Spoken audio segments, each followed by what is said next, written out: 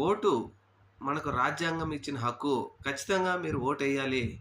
Vote గూడా మన cycle గుర్తుకే వెయ్యాలి అంటూ ఒక రకమైనటువంటి ప్రచారం చేసినటువంటి 24 ఎన్నికల్లో వెంకయ్య నాయుడు గారు, తర్వాత మాజీ సుప్రీంకోర్టు ప్రధాన న్యాయమూర్తి అయినటువంటి రమణ గారు, తర్వాత జయప్రకాష్ నారాయణ గారు ఇలాంటి చాలామంది ఓటు వినియోగించుకోండి అంటూ చెప్పుకొచ్చారు.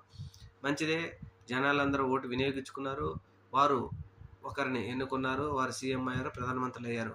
అయితే ముఖ్యంగా వీరు ఓటు ఏయమన్నారు, వేశారు. ప్రజల్లో ఇప్పుడు ఒక అనుమానం ఏర్పడింది. మేము వేసిన ఓటు ఎక్కడికి పోయింది? ఈవీఎం ట్యాంపరింగ్ జరిగింది అని.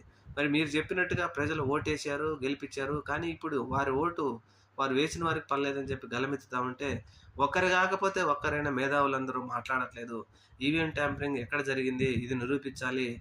ఇది కంపల్సరీ సుప్రీంకోర్టు సుమోటోగా కేసు తీసుకొని విచారించాలని ఎవరైనా ఏ ఒక్కరైనా మాట్లాడకపోవడం